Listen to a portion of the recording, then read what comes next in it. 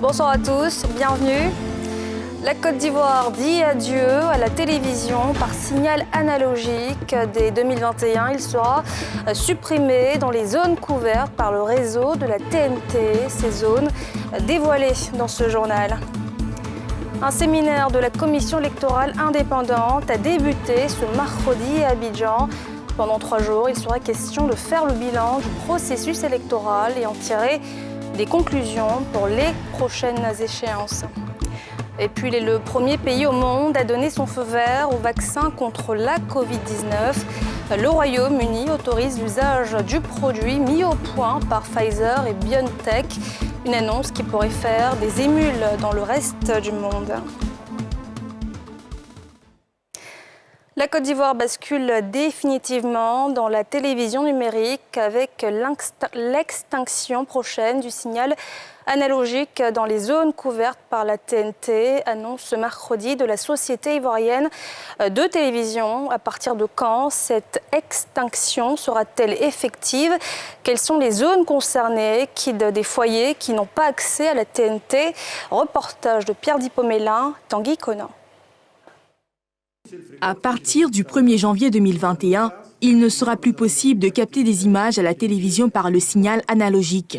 À Abidjan, zone pourtant couverte par la TNT, de nombreux foyers ne possèdent toujours pas encore de décodeur et d'antenne TNT. C'est quelqu'un qui me donne, il a décodeur à la maison et puis il me donne le sien. Bon, moi, je regarde, il paie par mois. Par mois, il paye 2000. Je n'ai jamais entendu parler de la TNT parce que ce n'est pas tout le monde qui a les moyens pour prendre antenne là. Si on coupe là, je n'ai pas la payer. Donc moi, régner là, ça m'arrange. La migration de la télévision analogique vers la TNT, télévision numérique terrestre en Côte d'Ivoire, lancée dans le pays en 2017, couvre seulement 60% du territoire. Une situation liée à de nombreuses difficultés techniques aggravées par la crise sanitaire du coronavirus. Il y a eu de nombreux problèmes de mise en place.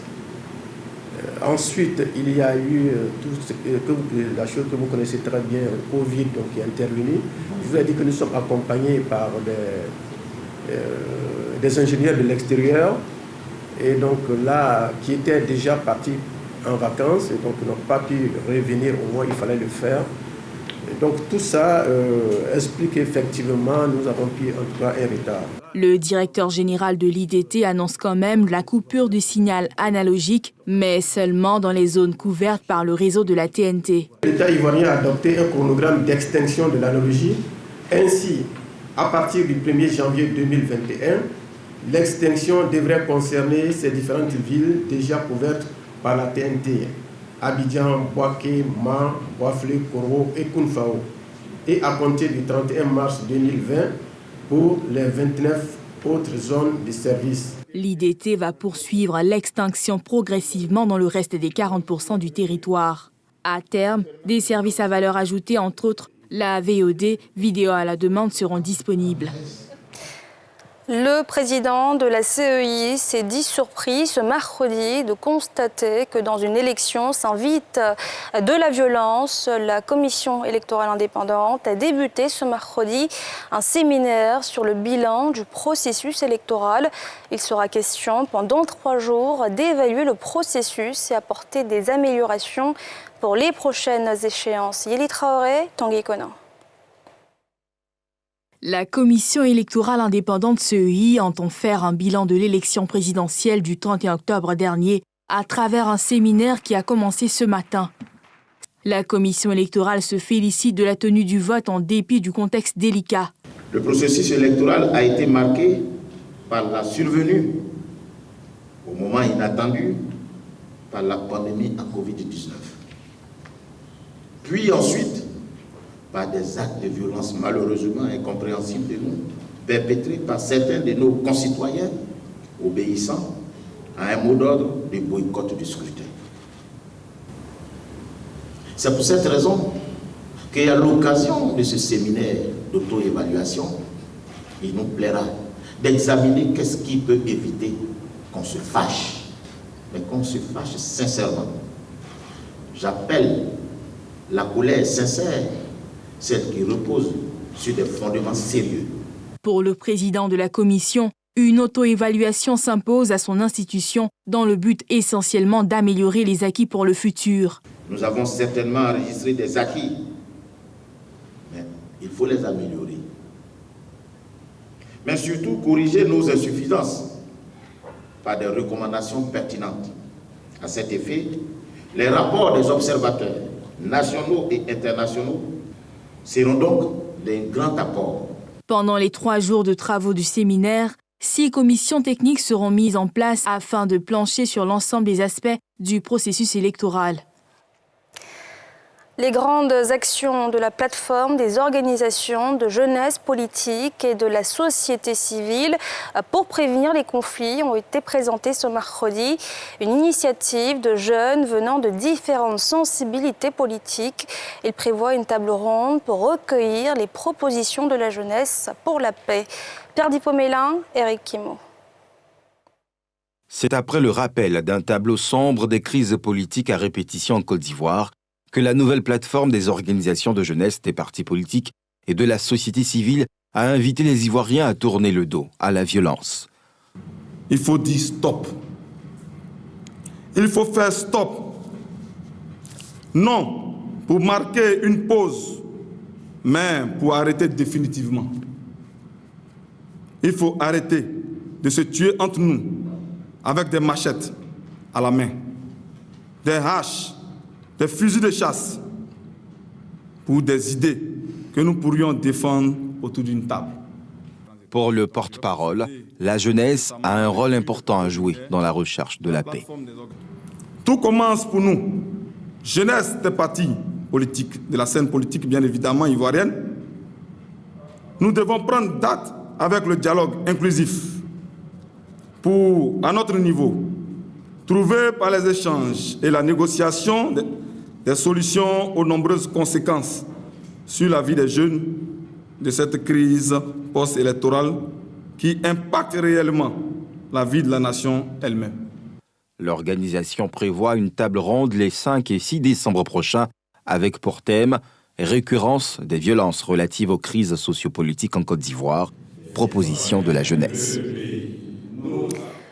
Le ministre de l'Équipement et de l'Entretien routier a procédé ce mercredi à une visite de 3 chantiers, notamment à Songon. Ces sites serviront à reloger les propriétaires de maisons et les transporteurs de gros camions impactés par le projet de construction du 4e pont Nedjaïja, Mathurin Badé. C'est une visite terrain effectuée sur des sites de réinstallation des structures et personnes impactées dans le cadre du projet de transport urbain d'Abidjan. Première escale de cette tournée en 3 temps. Le groupe scolaire Orange d'Adiapoto 1. C'est une autoroute à 2x2 voies qui va donc avoir des impacts. Donc dans le village d'Adiapoto, il y a l'école qui a été touchée. Donc il y a environ 9 classes qui vont être rasées. Donc sur le projet, on a construit donc 2 bâtiments de 12 classes pour que les enfants puissent aller à l'école dans des classes décentes. Nous sommes très reconnaissants à l'État de Côte d'Ivoire qui nous offre ce joyau architectural comme cadre d'études. Nous vous promettons de prendre soin pour le bonheur des générations qui viendront après nous. Après l'école réhabilitée, cap est mis sur ce site de recasement de 12 hectares qui abritera des propriétaires d'habitations impactés par la construction du 4e pont. Autre chantier visité, cette aire de stationnement a coupé Zeji pour la relocalisation de 200 camions poids lourds. Très heureux de nous retrouver ici ce soir, de nous retrouver, de constater que les travaux qui ont été entrepris dans le cadre du relogement des transporteurs avancent et avancent très bien. Selon les ingénieurs, plus de 75% des travaux sont réalisés. Par la construction de cette infrastructure, nous constatons que le gouvernement s'approprie donc la question de la professionnalisation. Et je voudrais ici très sincèrement dire merci. Au terme de sa visite, le ministre repart satisfait de l'état d'avancement de ces chantiers qui permettront de soulager les impactés. Tous ceux qui sont impactés par ce projet-là, évidemment, les bailleurs exigent que nous nous occupons d'eux. Et c'est pour ça que nous sommes là, nous repartons satisfaits. Nous voulions donc féliciter l'ensemble de nos collaborateurs pour le travail important abattu et surtout féliciter dire merci à tous les impactés qui ont bien compris le sens de ces projets-là qui vont permettre donc de faciliter la circulation dans Abidjan. Les chantiers encore en cours sont prévus pour être livrés dans le courant de janvier 2021. Santé à présent, plus de 450 000 personnes vivent avec le VIH en Côte d'Ivoire. Au lendemain de la journée mondiale de lutte contre le sida, quel regard les populations portent-elles aujourd'hui sur la maladie? Reportage de Nadja Eja, Mathurin Badé. Considéré comme une maladie taboue il y a encore quelques années, le syndrome d'immunodéficience acquise, SIDA, est désormais accepté sous nos cieux. Une évolution des consciences qui a été possible grâce à plusieurs actions de sensibilisation qui tendent à disparaître aujourd'hui. Bon, il y a eu une baisse dans la sensibilisation parce qu'on entend de moins en moins parler du sida. Pourtant, les statistiques montrent que voilà, elle fait toujours beaucoup de ravages.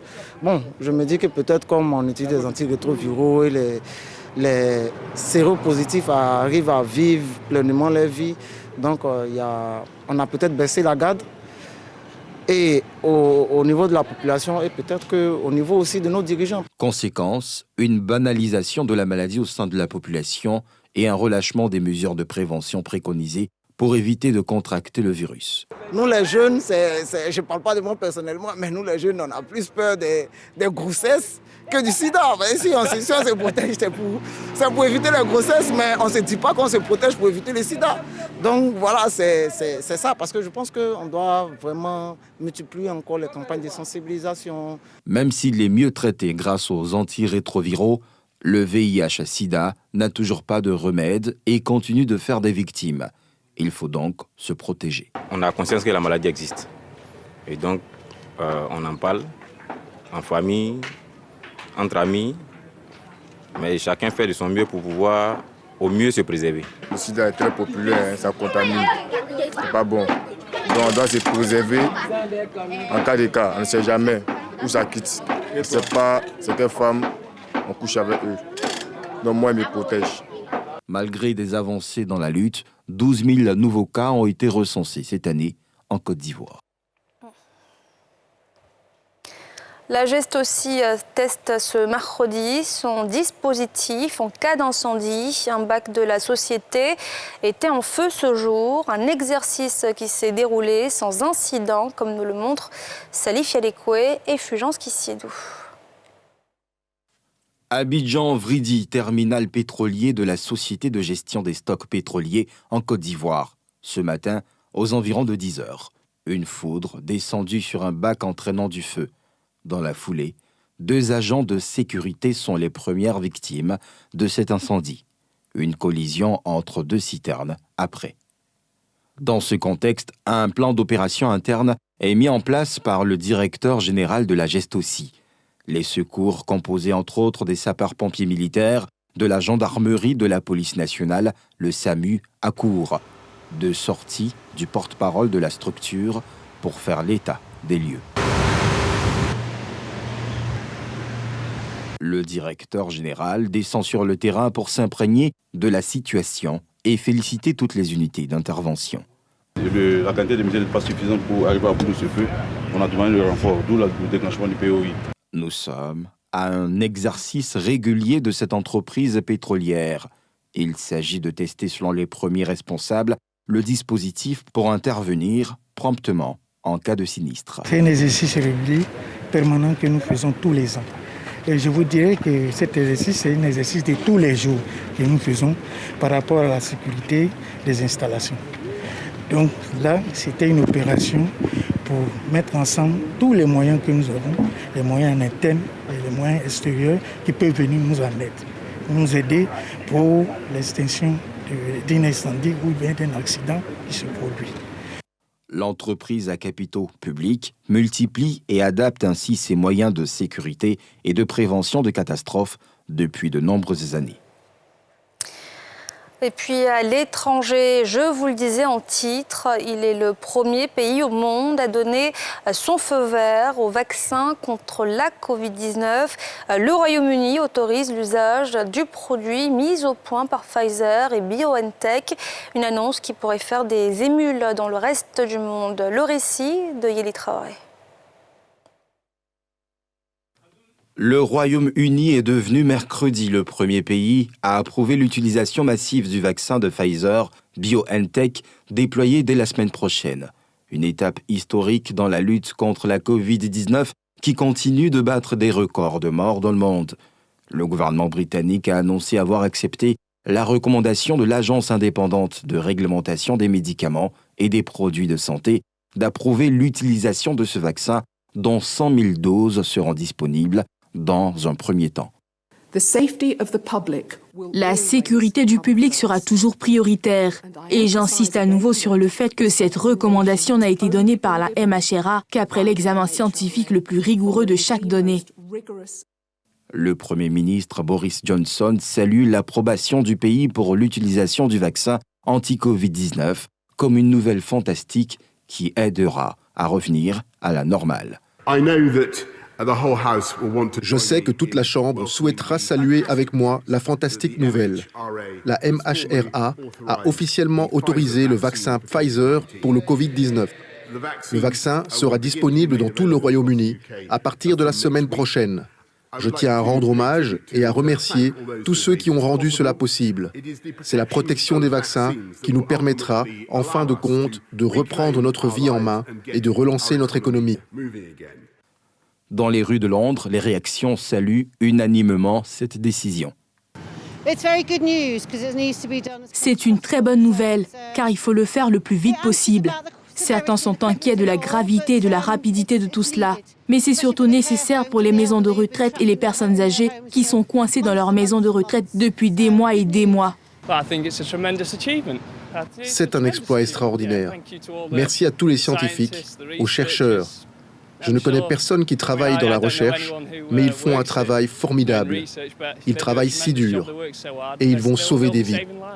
L'Angleterre est sortie mercredi d'un confinement de 4 semaines et retourne à des restrictions régionales que le Premier ministre Boris Johnson espère lever grâce à la vaccination qui débutera la semaine prochaine. Cette décision des autorités sanitaires britanniques pourrait faire des émules dans le reste du monde. Et c'est la fin de ce journal. Merci de l'avoir suivi. On se retrouve demain, même heure. Excellente soirée à tous.